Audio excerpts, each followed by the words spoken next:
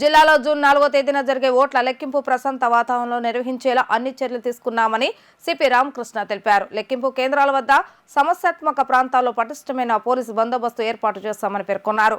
జిల్లా వ్యాప్తంగా 144 సెక్షన్లు అమల్లో ఉన్నాయని స్పష్టం చేశారు.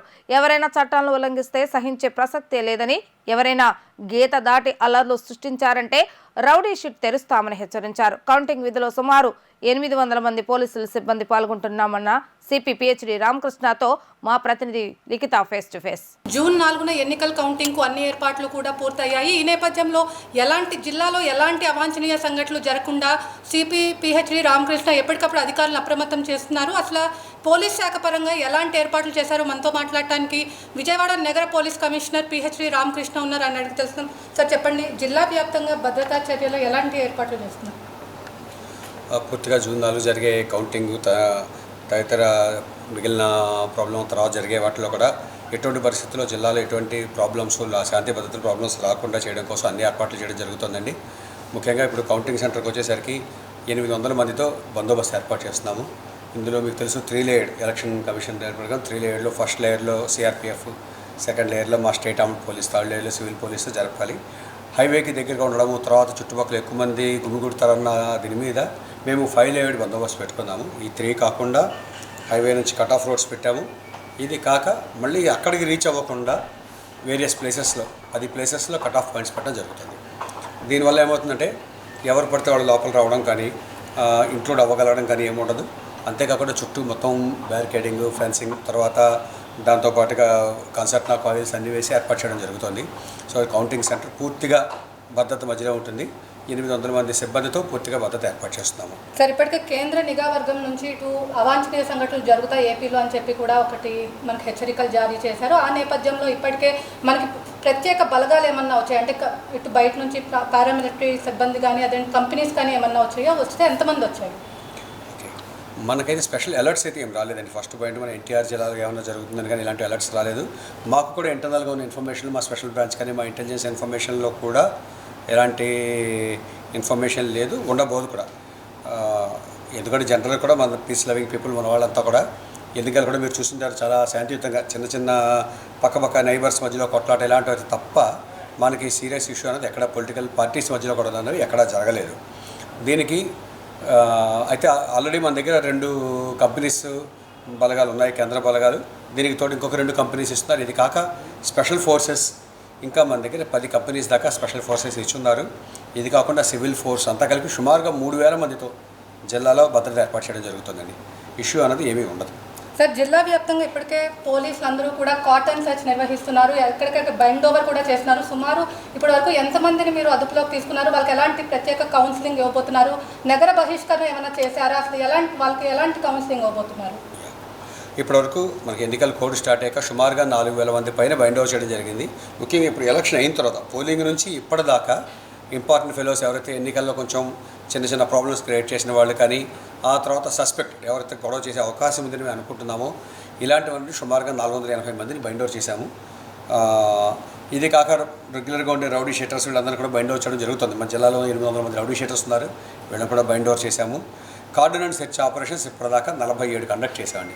ఈ కార్డినెన్స్ సెర్చ్ ఆపరేషన్స్ ప్రధానమైన ఉద్దేశం ఏంటంటే ఎక్కడైతే లా అండ్ ఆర్డర్ ఇష్యూస్ ఉండే అవకాశం ఉంది, అక్కడ నుంచి ఉండే పబ్లిక్ వచ్చి గొడవ చేసే అవకాశం ఉందన్న ఏరియాస్ చూసుకొని అక్కడ ఎటువంటి అలజడులకు సంబంధించిన వస్తువులు ఏమైనా వినియోగించే వస్తువులు లైక్ లూజ్ పెట్రోల్ కానీ, లేదంటే కర్రలు కానీ, కత్తులు కానీ, రాళ్ళు కానీ ఇలాంటివి ఏమైనా ఉంటే వాటిని క్లీన్ చేయడము, అలాగే తప్పించుకున్న ముద్దాయిలు ఎవరైనా ఉన్నారంటే వాళ్ళ కోసం వెతకడము.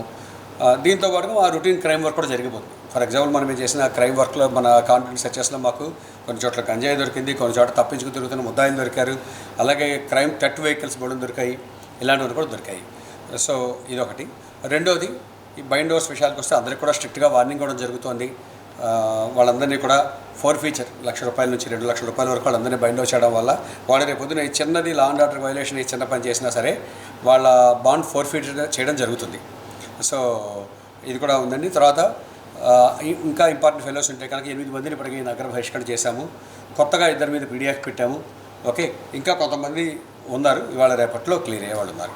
సార్, కౌంటింగ్ నేపథ్యంలో ఇటు శాంతి భద్రతలు అదేవిధంగా 2 ఎలా మేనేజ్ చేయబోతున్నారు? అంటే ప్రజలకు ఎలాంటి సూచనలు ఇవ్వబోతున్నారు? ఏం లేదండి, కౌంటింగ్కి స్పెషల్గా చేసేది రెగ్యులర్ పోలీసింగే. ఇందులో మెయిన్ ఏమంటే పబ్లిక్ అవేర్నెస్. ఎందుకంటే ప్రాబ్లం ఏంటంటే ఆ రోజు ఎమోషన్స్ ఉంటాయి. కౌంటింగ్ రోజున ఏదో మా పార్టీ గెలిచింది, వాడి పార్టీ గెలిచింది, లేకపోతే వీడు మా పార్టీ నుంచి అక్కడికి వెళ్ళాడు, వాడు ఏదో గొడవ పెట్టుకున్నాడు, అక్కడ మాకేదో ప్రాబ్లం క్రియేట్ చేశాడు అంటే చిన్న చిన్న ఎమోషన్స్. వీటిని కంట్రోల్లో చేసుకోకుండా రోడ్ల మీదకి వచ్చి గొడవ చేస్తే తర్వాత వాళ్ళు ఏళ్ల తరబడి వాళ్ళు కేసుల కోసం పోలీస్ స్టేషన్ చుట్టూ, తర్వాత కోర్టుల చుట్టూ తిరగాల్సి వస్తుంది. వాళ్ళ ఫ్యామిలీ, వీళ్ళే కాకుండా వాళ్ళ ఫ్యామిలీ కూడా ఇబ్బంది పడతారు. సో చిన్న చిన్న ఎమోషన్స్ కోసం రోడ్డు మీదకి వచ్చి గొడవలు చేసుకోవడం అనవసరము. ఏదన్నా సరే శాంతియుతంగా హ్యాపీగా కౌంటింగ్ అయినప్పుడు రిజల్ట్స్ చూసుకోండి, మీ ఇంట్లో మీరు ఉండండి, ప్రశాంతంగా మనం జరగదిద్దాము. ఈరోజు కొత్తగా మనం చేసేది పోలింగ్ కూడా అంతా అయిపోయింది.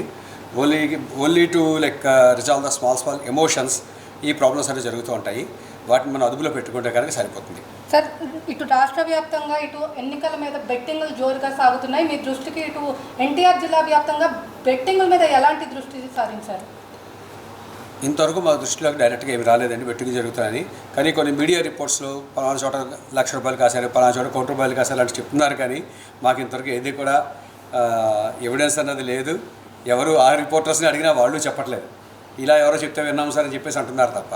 సో ఏమన్నా దొరికితే మాత్రం చాలా స్ట్రిక్ట్ యాక్షన్ ఉంటుందండి. దాని మీద చట్టాలు ఉన్నాయి. ఆ చట్ట ప్రకారం వాళ్ళ మీద చర్య తీసుకోవడం జరుగుతుంది. సార్, జిల్లా వ్యాప్తంగా ఇప్పటికే డ్రై డే అనేది కూడా నిర్వహిస్తారు. ఎన్టీఆర్ జిల్లాలో డ్రై డే ఎప్పటి నుంచి ఎప్పటి వరకు నిర్వహించబోతున్నారు? మనకి 3వ తారీఖు సాయంత్రం 5 గంటల నుంచి మళ్ళీ 5వ తారీఖు, 4వ తారీఖు పూర్తిగా, 5వ తారీఖు పూర్తిగా కూడా డ్రై డే ఉంటుంది. మళ్ళీ 6వ తారీఖు నుంచి యాజ్ యూజువల్ లిక్కర్ సేల్స్ అవి జరుగుతుంటాయి. సార్, జిల్లా వ్యాప్తంగా 144 సెక్షన్ 30 యాక్ట్ అమల్లో ఉంది. అలాంటప్పుడు వాళ్ళు చాలామంది గుమ్ముగూడతారు. వాళ్ళకి పోలీస్ శాఖ నుంచి ఏమన్నా ఇన్స్ట్రక్షన్స్ ఇవ్వబోతున్నారు? లేదు, అగైన్ మీకు అందరికీ ఐడియా ఉంది. శాంతి భద్రతల అదుపుని దృష్టిలో ఉంచుకొని సెక్షన్ 144, సెక్షన్ 30 అనేవి ప్రొమల్గేట్ చేశాము జిల్లా వ్యాప్తిగా. సెక్షన్ 144 ప్రకారం ఎవరు కూడా నలుగురు మించి ఎక్కడ ఒక గుంపుగా చేరకూడదు, అది అందరికీ తెలుసు. అట్లాగే సెక్షన్ 30 ప్రకారం ఏ చిన్న సభలు, సమావేశాలు, ర్యాలీలు ఇలాంటివి ఏం చేయాలన్నా సరే పోలీస్ నుంచి పర్మిషన్ తీసుకోవాలి. ఈ రెండింటిలో దేన్ని వైలేట్ చేసినా సరే ఖచ్చితంగా వాళ్ళ మీద కేసు కట్టి చట్ట ప్రకారం చర్యలు తీసుకోవడం జరుగుతుంది. సో మీ అందరికీ మా అప్పీల్ ఏమంటే, ఒకటి కౌంటింగ్ రోజున కౌంటింగ్ సెంటర్ కూడా ఎవరూ రావద్దు. రెండోది బయటకు కూడా తిరగదు. అనవసరంగా గుంపులో తిరగడము, ర్యాలీలు చేయడము, గొడవలు చేయడం. ప్రస్తుతం ర్యాలీలు కూడా పర్మిషన్ లేదు. విజయోత్సవాలకు కానీ ర్యాలీలకు కానీ ఏ పార్టీకి కూడా పర్మిషన్ ఇవ్వడం జరగలేదు ఇప్పటిదాకా.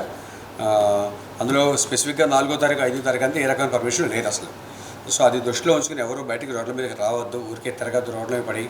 ఓకే, అట్లాగే అన్నీ కూడా బహిష్కరణ జరిగింది. ఇది డీజే కానీ, క్రాకర్స్ కాల్చడం కానీ, ఇలాంటివన్నీ కూడా. ఈవెన్ మనకి మీకు అందరికీ ఐడియా ఉంది, ఇప్పుడు ఇంత ముందు కూడా జెండాలు ఎప్పుడైనా పట్టుకోవాలన్నా సరే జస్ట్ 2 feet కర్రతో పెట్టాలి తప్ప దాని మించి పెట్టకూడదు. ఓకే, సో ఫస్ట్ పాయింట్ నేను చెప్పినట్టుగా 4వ తారీఖు కానీ 5వ తారీఖు కానీ ఎటువంటి ర్యాలీలు, విక్టరీ పొజిషన్స్కి పర్మిషన్ లేదు. అలాగే సెక్షన్ 144 ప్రకారం నలుగురు మించి రోడ్డు మీదకి రాకూడదు. సెక్షన్ 30 ప్రకారం వితౌట్ పర్మిషన్ ఏ రకమైన విజయోత్సవ ర్యాలీలు కానీ, సభలు కానీ నిర్వహించడానికి లేదు. ఎవరు వచ్చినా సరే కేసులు కడతాము.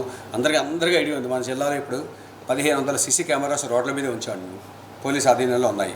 ఒక ఏ జంక్షన్లో, ఏ సెంటర్లో వెళ్ళినా సరే అన్నింటిలో కూడా ఫేషియల్ రికగ్నిషన్ సిస్టమ్స్ కూడా డెవలప్ చేశాము. ఎవరు అన్నది ఈజీగా పట్టుకోవచ్చు. 100 మంది గుంపు ఉన్నా సరే అక్కడ ఈ 100 మంది ఎవరు అన్నది మన సీసీ కెమెరాలోకి వచ్చేస్తుంది, మా స్టోరేజ్లోకి వచ్చేస్తుంది. ఇక్కడే కాదు, 3 చోట్ల ఇంకా స్టోర్ అవుతుందని, విజయవాడ సిటీలోనే కాకుండా. అదే కాకుండా మనకి కౌంటింగ్ సెంటర్ చుట్టూ 150 సీసీ కెమెరాస్ పెట్టడం జరిగింది.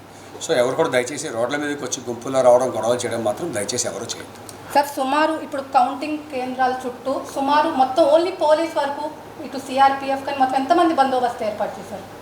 800 మంది మొత్తం ఉన్నారండి. మనకి కౌంటింగ్ సెంటర్, దానికి ఒక 1 kilometers రేడియస్లో మా వాళ్ళంతా కలిపి 800 మంది ఉన్నారు. ఇందులో నేను చెప్పినట్టుగా 2 కంపెనీస్ సిఆర్పిఎఫ్ ఉన్నాయి, మా ఏపీఎస్పీ కంపెనీ ఉంది, ఎస్పీఎఫ్ కంపెనీస్ ఉన్నాయి. మా ఆర్మ్డ్ రిజర్వ్ పోలీస్ 150 మంది ఉన్నారు, సివిల్ పోలీస్ 500 మంది పైన ఉన్నారు. అంతా కలిపి నెంబర్ చూస్తే మీకు 800 మంది పైన ఉన్నారు. ఇందులో చాలామందికి ఆర్మ్డ్ పార్టీస్ ఉన్నారు, విత్ లాఠీస్ ఉన్నారు. ఓకే, ఆల్ సార్ట్స్ ఆఫ్ బందోబస్తు చుట్టుపక్కల చేయడం జరిగింది. అలాగే అభ్యర్థులకి తర్వాత వారి ఏజెంట్లకు కూడా క్లియర్గా సూచనలు ఇవ్వడం జరిగింది. కౌంటింగ్ సెంటర్లోకి అభ్యర్థులు వాళ్ళ ఏజెంట్లు ఎవరైతే వ్యాలిడ్ పాస్ కలెక్టర్ గారి దగ్గర తీసుకుని వచ్చారో వాళ్ళని మాత్రమే అలౌ చేయడం జరుగుతుంది. వాళ్ళపైన ఒక్క మనిషిని కూడా అలౌ చేయడం జరగదు. కాబట్టి దయచేసి ఎవరు కూడా మీతో పాటు ఇంకెవరిని తోడు తెచ్చుకోవద్దు. అనుచరులను, లేదంటే ఫాలోవర్స్ని, లేదంటే అభిమానుల్ని, వీళ్ళందరినీ తెచ్చుకోవడం అనేది దయచేసి చేయొద్దు. వాళ్ళ ఇళ్ళ దగ్గర వాళ్ళని ఉండనివ్వండి. ఇక్కడికి వచ్చినా బయట ఆపేస్తారు. వీళ్ళు అనవసరంగా ఎండలో కూర్చొని రోడ్ల మీద చేరడము, ఇలా ఒక్కొక్కరు ఒక ఏజెంట్, ఒక అభ్యర్థి, ఇద్దరు ముగ్గురిని తీసుకొచ్చినా అంతా కలిపి కొన్ని వేల మంది తయారైతే అన్నేసరి రోడ్ల మీద 144 సెక్షన్ వైలేట్ చేశారు కాబట్టి కేసులు పెట్టడం జరుగుతుంది. రెండోది వాళ్ళలో వాళ్ళు కీచులాడుకునే అవకాశం ఉంటుంది. ఎందుకంటే అన్ని పార్టీల వాళ్ళు వస్తారు, ఇండిపెండెంట్లు వస్తారు, వైసీపీ రావచ్చు, టీడీపీ రావచ్చు, బీజేపీ రావచ్చు, జనసేన రావచ్చు, ఎవరైనా రావచ్చు. అన్ని రకాల అభిమానులు మొత్తం గుంపు కింద కలిసి ఉన్నారంటే ఎవడో ఒకటి పక్కన ఏదో అంటాడు, గొడవలు అవుతాయి, అనవసరంగా న్యూసెన్స్ అవుతుంది, అదే పెద్ద గొడవలు అయ్యే అవకాశం ఉంది. కాబట్టి దయచేసి ఎవరు కూడా కౌంటింగ్ సెంటర్ దగ్గరికి ఎవరిని తీసుకురావద్దు. జనరల్ పబ్లిక్ కూడా ఎవరైనా ఉంటే మీ దగ్గర న్యూస్ ఛానల్స్ ఉంటాయి, అందులో చూడొచ్చు. అక్కడ కౌంటింగ్ సెంటర్ రోడ్డు మీద నుంచి కొత్తగా చూసేది ఏం లేదు. ఆ కౌంటింగ్ సెంటర్ లోపలికి అయితే మిమ్మల్ని ఎవరిని వెళ్ళనివ్వరు, 1 కిలోమీటర్ దూరంలో కూడా ఎవరిని రానివ్వరు. కాబట్టి ఎవరు ఆ సెంటర్ చుట్టుపక్కలకి చేరద్దు. లేదు, మొత్తం మీద చూసుకున్నట్లయితే కట్టుదిట్టమైన పోలీస్ భద్రత మధ్యలో కూడా కౌంటింగ్ విజయవంతం చేస్తామని చెప్పి, అదేవిధంగా సుమారు 800 మంది పోలీస్ బందోబస్తు కూడా ఏర్పాటు చేస్తామని చెప్పి ఇక్కడ సిపి పిహెచ్డి రామకృష్ణ అయితే చెప్తున్నారు. ఇది ఇక్కడ ఉన్న పరిస్థితి. వీడియో జర్నలిస్ట్ విష్ణుతో లిఖిత, వి డిజిటల్ న్యూస్, విజయవాడ.